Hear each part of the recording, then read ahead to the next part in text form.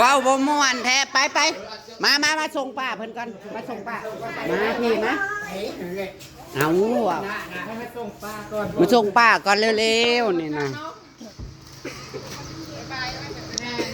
ตอนนี้ก็อายเอ่ยเพิ่นก็จิกลับแล้วพี่น้องเดินทางปลอดภัยเด้ออายเอ่ยเด้อขอบบุญขอบคุณหลายๆเด้อมาเยี่ยมมายามน้องนุ่งเด้อเดี๋ยวสิปึ๊ก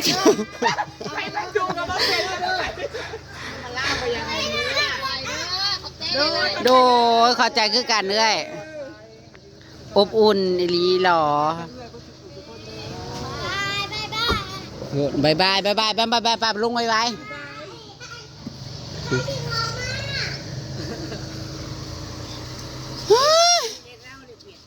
ลาวมาแล้วนี่047373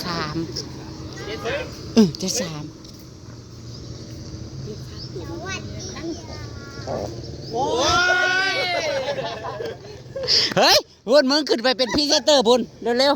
ๆบายบายเลขนะครับบอสูซีเลย41เฮ้ยเลขมันเนี่ยครับบอสูซีเลย41เด้อ04733773พาดพี่น้องเอ้ยยื้ออายเอื่อยเพิ่นไว้จนฮอดจนค่ำเพิ่นสิขึ้นทางนี้เพิ่นสิขึ้นทางบ้านเจอมรา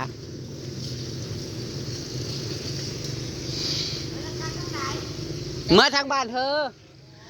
มาบายโอเคเดี๋ยวจะปรึกษากับมาลาก่อน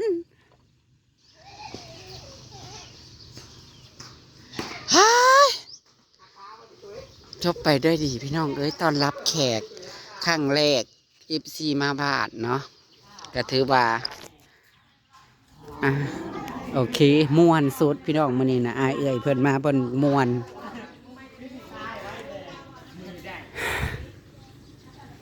ดีใจเด้อได้จะนอนครับ FC ท่านใดที่แบบว่าอยากมาเที่ยวบ้านกันยินดีต้อนรับเด้อก็สิประมาณนี้เด้ออายเอ่ย FC บ่สุขุสุคนก็ได้เนาะครั้งแรกที่ได้ต้อนรับกาถือว่าเนาะอบอุ่นแล้วก็ดีใจเนาะพี่น้องเมาไหมคะเมาค่ะป้าดหน้าจนแบบว่าสิที่ผ่านมาที่ว่าได้ต้อนรับ FC อย่างเช่นพี่ม่อนนี่กับอันนี้นั่นคือพี่ม่อนนี่คือแบบจังไดนะบ่ได้แม่นว่าเป็น FC เนาะพี่น้องอัน JC ในความรู้สึก JC น่ะบ่ได้ว่าเป็น FC เลยคือพี่ม่อนเนี่ยคือมาในฐานะแบบว่าเอื้อยเนาะเอื้อยที่แบบว่าแบบรู้สึกว่าข้อมูลรู้สึกมันคุ้นเคยเป็นพี่เป็นน้องกันนะถึงว่าสิอยู่คนละฝั่งคนละอันนี้ก็ตามเนาะแต่ว่ามื้อนี้นั้นได้ต้อนรับอ้ายเอื้อย FC เพิ่นมาแต่เมืองนอกพี่น้องเอ้ยดูสภาพบ้านขาน้อยมึนอยู่นะคะพี่น้องเอ้ยมาเพราะว่าอ้ายเพิ่นนั้นเอาเบียร์มาซองแก๊สผลเพิ่นอันนั้นให้แก๊สซองเอาลงให้อีกแก๊สหนึ่งยังเหลือตั้งบักหลายไฟกับมาดับพี่น้องเอ้ยจะแม่นขายหน้าขายตาคอยคักไฟก็จะแม่นบ่เป็นใจอุตส่าห์ต้อนรับอันแขกด้วยห้องแอร์อัดอย่างดีนะคะแต่ว่าไฟกับมาดับ แล้วก็พาเพิ่นลงบ่ได้หยังของฝากก็ตอนก็ได้แต่บักม่วงพี่น้องเอ้ยบักม่วงสุกบักม่วงแก้วเพิ่นเมื่อบ่มเมื่อกินนะคะโอ้ยชิงยังคะคอยอยากอาเบียร์2ป่องคอยกินบ่ได้หลายก็สิมาผักพวกก็สิมากินมื้อแรงคนละป่องไม่ความวันใดคันสิกินก็กินอยู่นี่ที่เอิ้นคอยอยากเอามื้อไปพวกกันบ่ได้มาเลยเนาะก็เอิ้นผัวมากินอยู่นี่ติมันตื่นแล้วมันเลิกเพิ่นมาบอกก็อยากเอามื้อให้เด้อห้องก็ห้องแอร์อย่างดีก็เอิ้นเขามากินคือติแอร์กับไผดำก็ฮอดคือเก่ามันมาแล้วบอกว่าเอิ้นผัวมากินมื้ออื่นก่อนก็สิเอิ้นผัวน้อยก็มากินอันนี้เขาจะแบนผัวใหญ่เด้อเป็นอะไรคะความรู้สึกมื้อนี้มี FC ครั้งแรกมายามฮอดบ้านเนาะซั่นก็แบบคนละ2เหรียญอุ้ย2 ดอล2เหรียญ2 ดอลเงินเก็บอะไรไม่เสียจ้ะ4แสน ครั้งแรกเด้อพี่น้องครั้งแรกที่ได้ต้อนรับ FC บาวาลีเราส่วนมากส่วนหลายก็คือมีแต่ไปต้อนรับน้ำเจียมาลาเนาะไปว่า FC ส่วนมากก็มาทาง FC มาทางบ้านเจียมาลาแล้วก็เพิ่นก็เอิ้นไปต้อนรับเพิ่นจังซี่นะก็ถือว่ามันก็ธรรมดาเนาะเฮาบ่ได้ต้อนรับโดยตรง อันนี้ก็คือจะว่าเป็นเกียรติครั้งแรกเด้อจ้า พูดแล้วมันแซ่บไปเรียกว่า ใครที่สนใจอยากมาเยี่ยมยามถามข่าวทีมงานของเฮากาดยินดีต้อนรับเด้อจ้าเฮามีประสบการณ์แล้วครั้งหนึ่งเนาะ อยู่ในเอามาให้แล้วเนี่ย วันนี้ก็ขอบใจเพื่อนๆเมื่อสักครู่สุคนเนาะทั้งเบาเอื้อเบาน้ำเบาอาจตุยๆแล้วก็เจอมมาลาเนาะพี่น้องส่วนเทยเฒ่านะเพิ่นบ่ค่อยสำบายปานใดเพิ่นก็บ่ได้ขึ้นมาบอกเพิ่นอยู่เนาะเฮาก็เลยมาต้อนรับไอ้เอื้อไอ้เพิ่นแต่ทีมงานเนาะพี่น้องอบอุ่นอย่างแห้งมื้อนี้รู้สึกว่าอบอุ่นได้ฟ้อนหำฮกระวงสามัคคีนี่ถือว่าเป็นเกียรติแล้วเนาะมื้อนี้นั่นเต็มที่ระวงสามัคคีก็มานะคะ แต่ว่าสิปรึกษากับอำมาลาอยู่ว่าสิได้ขึ้นเวียงหรือสิได้ขึ้นวัง ซื้อซิงลิงเลยเดี๋ยวนี้นะไปครับโอ้ยมดจะขึ้นเลย โอ้ยสิไปยามฝนแต่เจ้าต้องถามไม่เสียวเจ้าเฮ้ยเอ้ย เอามาลามาปรึกษากันดู คนน่ะ เฮ้ย ไว้ มั ว่าน แก่เป็นเขาหนาแล้วเขาบอกคุณจะน้ำแล้วมันช่วยน้ำเนาะ ไว้ว่าคันว่าเอาเรื่องไปวังเวียงแล้วไว้พวกข่อยบ่ได้บ่ได้ว่าสิพาแม่ไปหาหมอก็บ่ว่า กันเนี่ยมาแต่ว่าเอาลงไปกับแมววิ่งมาวันที่17แต่ยังวันที่13แต่ยังสดน้ำแน่ 13 อืม 13แล้วสิมาเอาว้าวนี่เด้อข่อยไปอัน สุดเจ้าน่ะขึ้นได้อยู่สุดเจ้านั้นอาทีนี่นะ เฮ้ย ไปเที่ยวบางเรียงนะ บัตรสิไปสื่อพอสิว่ากันมั้งไปสื่อเสร็จถ้าสั่งก็เอาน้ำมันแซวไว้ถูเนาะ ใส่ไว้ เอาไปกิน ไปกินมื้อใหม่ ไม่ครับไม่กินพอเบียร์เลยทั้งหลาย อย่าต้นเด็กยากมาโต๊ะจะมีดู เอาบ่แม่นของแอร์ นุ่วย กระดับเลย ดาบ ต้ ต้ น น ใจ ใหญ่ เก่านั่นแหละ พัดลมนี่ ก็จะได้ซิมก่อนจ้ะ มาซีเบิ่งมา คือจะบอกทำเมื่อ นี่เพื่อมันย่างคือมือเอื้อไฟบอก แต่น้องคือมันแบบน้ บอกขับปุ้นน่ะมือเอื้อมันเอามา นี่บ่จะปุ่มมีดนะนำ อย่าได้คุยนี่ อ้าวก็อยากกินตัวเดียว ำเดี๋ยวบอก ตอนนี้ยังโคกแต่พี่น้องเอ้ย ปีหลังสกองแล้วมากองอะไรตีหัวกันนะหนักตื่น ถ้าคอยกันลึกแล้วว่าเจ็บประสาทขึ้นแสบเด็ก จับว่า เมียมันใส่อีกเฮ้ย ใส่ลูก งานเมียงานกูรู้ เบิร์ดบ่วงครับ ประมาณพัน กินอยู่ที่ซองป้อง เบิร์ดบ่วง ต้องปล่อยนี่วันนี้เอาแปลพวกไปเด้อนะเด้อไปหาเห็ดเด้อ ตัวอีกเลย เนาะทัวบ่ใหญ่บ่ คนใหญ่จ้า เอาจะให้ตัวมึงอ่ะ ตัวหน่อยในวันเด้อจ้าตัวหน่อยมันบริ ก็ที่ผ้าไปใส่ละตัว มันไม่ได้พาไปเส้นถึงมานอนถามคนมาดูห้อง เมื่อจะก็บ่ได้นอน เจ้าเชื่อว่าเราเสียนอน บ่ได้น อื อ ม น ไม่ได้ ไปอย่างโกปิดเฮือนมันจะเว้นนี่มันเข้าจังบ่มา มันไปดูตัวไข่อยู่แล้วก็มาคนนั้นเรานอนจะเว้นไปแล้วเขาก็คุกหมดกันจะไปนอนนั่น อาจจะเมื่อคำทำเจ้าดูนี่จะเมื่อคำทำกับเขาโกหกกับเจ้าไปดูเพื่อนเด็ก คือเก่าเขามันจะล่อตาอยู่อันในใกล้เมฆ เจ้าสิอยู่เขาก็ปุ๊กคือเก้า มุกข่อยกับลูกมือข่อยบอกมือข่อยกับพาน เขามีเสือเจ้าน อนเยอะ แล้วนี่นะเขาไปก้อนข่อยกับมือห้อยข่อยก็ดี นอนย่ำนะเยอะก่อนเก็บกินลายที่เขาถาม เอาไปหาจุ๊บเมียคือมันตั้งจักอยู่นี่เอาไป ไปแต่เมื่อตอน โอ้แต่จะเห็นเพื่อนก็จะไปให้รักเทียบแบบเสื้อไว้ได้บ้านเมืองเอ้ยเห็นว่ามันกินได้มันก็คือฮอตพัวมันดูเด้อ บ่ได้ลืมนะจู บ่ได้ ตึกสิไปกินไปมาหัวแท้จังได๋ก็บ่ได้ลืมมันผัวนี่เอาไปกินในไก่น้อยนี่ เขาจะถูกนกกระตา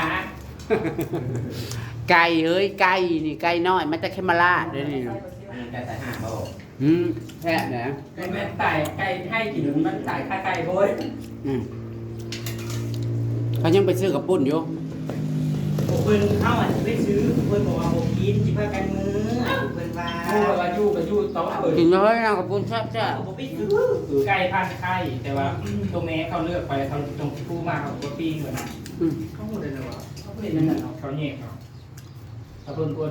เขาผสมตาคุณบอกเขาปลูกซ้อนอยู่เลย มันก็แซ่บอยู่เด้อเฮ้ยยังเป็นนี่อันไก่นกกระทาเบาสอนอยู่เลย เอาก็เป็นทหารแต่บางทีคือ เพชรเอาการมัน เขาจะกินเดี๋ยวก็ ก็จอดยังไงครับ เปิดแอร์อยู่นั่นน่ะ บ่ อ๋อยาแต่ห้องเปิดยัง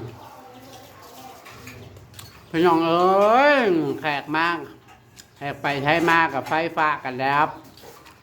ฮ้อนกับฮ้อน ก็จะเป็นอย่าง อืม นี้ บัดตอนนั้นแขกมากคือจังบดีพี่ปกันหิวบ่บัดแขกเมื่อคือจังหิว จะกินลาอยู่แหกเด็กใจเพิ่นนะ น้อยกว่าวันละได้ คือจังหวะนางกระปุ้นกับเฮ็ดหมอบักใหญ่นึงบอกว่าให้กินหลาย แต่ว่ายันมันเกิดพ่อ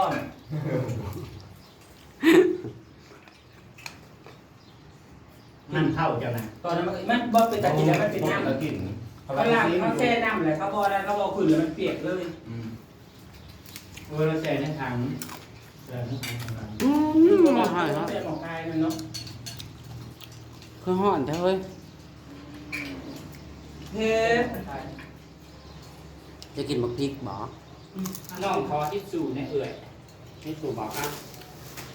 น้องก็ไปเที่ยวบ้านไอ้เสื้อบ่เนาะ ถามเจอัมมาลา เอาแล้วมันถ้าสิได้ลงบ้านดู คนไข้เจ้าลงวันไหนแบบนั้น ที่1ที่2มื้อเดือนเนาะ เมื่อเดือนลงเดือนก็เดือน เนาะมันออกที่20บาท อ้ายละเมออ้ายเอ๋ยละเมอวันที่เก้า มีน้องเนาะ อ้ายเอ๋ยละเมอวันที่เก้า เมื่อวันที่เก้า อืมแต่ว่าบุญน่ะวันที่ แล้วก็ไป แล้ววันที่3 บุญอ่ะ พระเวท บุญพระเวทบ้านพระเจ้า 18ก็ขึ้นเนี่ยทั้งสวนทั้งสร้าง ไปเป็นปีหน้า เข้าปลามันตายสูตรนะมาสร้างเลยมันเบิดแล้วมันเบิดพักแล้ว เนี่ยไก่หนังกองเป็นพี่น้องเด้อเอาไปใช้อยู่นะ พี่ยังออกพี่ยังออก กินมันจะแจกหัวว่างบวมแดง สแต็กกินกระไข่บ่า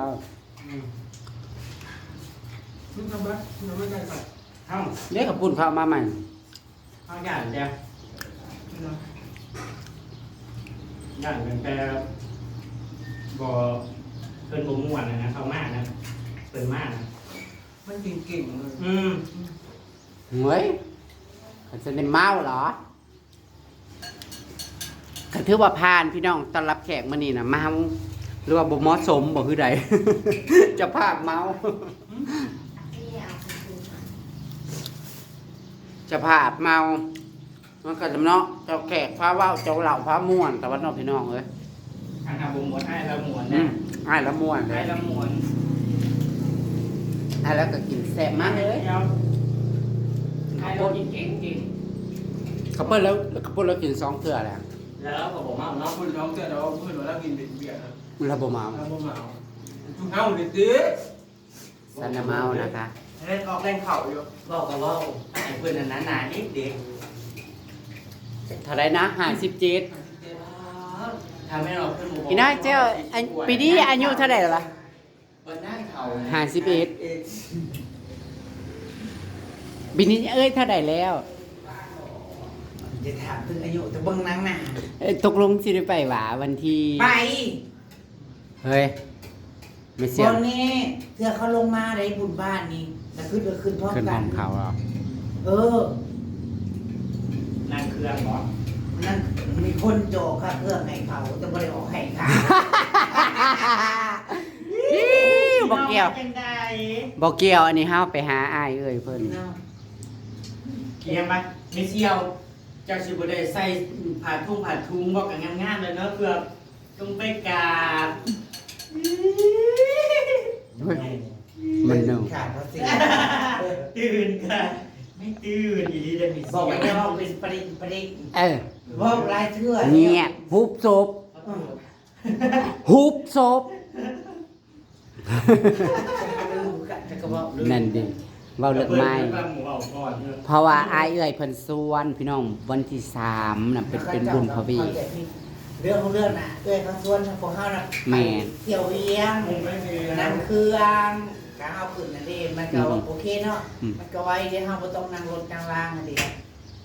เฮาต้องจองบ่ จริงๆมันต้องจองได้ถ้าบ่จองเขาก็ต้องไปเสี่ยงเด้ไปเสี่ยงหนักเคาน์เตอร์คือแบบว่ามีที่ว่างไหมถ้าว่างก็ได้นั่งถ้าบ่ว่างก็ได้นั่งไว้ แต่ว่ามันก็สิบ่หึงยืนก็ฉันยอมยืนจ้ะ ไทยบ้าน มันมีเหรอไม่มีเนาะมันต้องมีที่นั่งอะถ้าที่นั่งเต็มก็คือไม่ได้ขึ้นไม่ใช่รถ เนาะวางทางใจหาต้มมึง คนโทรตาม แต่จะไปจะยากแล้วฉันก็จองให้ได้กินได้นั่งจองวันนี้พรุ่งนี้ไปโอเคอย่างนี้ได้ มามันก็ต้องรังวันอันงานบุญวันเธอ ไปไป จะไปจะคืนจะยังนะเขามีรถเขามีเงินจะค่าเครื่องโอเค อาจารย์จ้าเดี๋ยวขอบคุณได้น้อยเอาแล้วบ่เบี้ยเมื่อให้ผัวหัน ล้านนิดหน่อย ร้านนึงนะ 1,500 ขาเครื่องครับ แพงแทบค่าเครื่องบ้านเฮานะ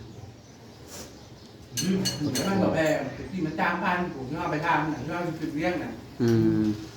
ซื้ออะไรจะขึ้นรถขึ้นไปเอารถน่ะ 2,000 บาทบางทีมันตะกี้มันเฮียนอยู่ยังมันก็ยังบักเครื่องมันนั่งเครื่องเนาะมันยังเพลง 2,000-3,000ดูเด้อตะกี้น่ะเด้อนี่ได้1,300โอเค มาแพงแท้ๆกันมันสิจักชั่วโมงก็ทำการบ่เคยกับปกติ เฮ้เองเขาลงไปได้700 นั่นแหละจ้าจ้าให้ไหลมันนอนกูอยากแต่มันบ่นอน1,500ก็คือ1,500จ้า กินเดือดชมบักหลายมันกูได้แค่ป่าถูเดือนที่จะออกนั่นเลยกูไปบวชนั่นเอง มาแม่ กูได้ป่าถู ก็เป็นทางนี้เงินเดือนที่จะออกนี่นะเงินเดือน เงินเบาว่าสะลวงหลาย ซุปเปอร์กันยังไม่ได้หอดมัน กูสิบ่รวยใช่บ่ ก็ไปบริหารเจ้าวันนั้น พี่น้องก็ถือว่าจบไปด้วยดีเด้อพี่น้องครั้งแรกที่ได้ฮอดตอนรับขับสู่FC มาเยี่ยมมายามเนาะพี่น้องค่ะผิดพลาดประการใดก็ขอโทษขออภัยด้วยอ้ายเด้อจ้าขอบใจหลายๆหมู่เพื่อนบ่สุขสุคนบ่าวเอื้อบ่าวอาจบ่าวน้ำตุ้ยๆเจอมรานะพี่น้องมื้อนี้ก็เฮากันได้มาหาตอนรับ น้ำ มันนั้นไอ้พวกนี้จะอยู่ น้ำ โก้ แพ็ค อัน ห ต่อ นึ่ง แม่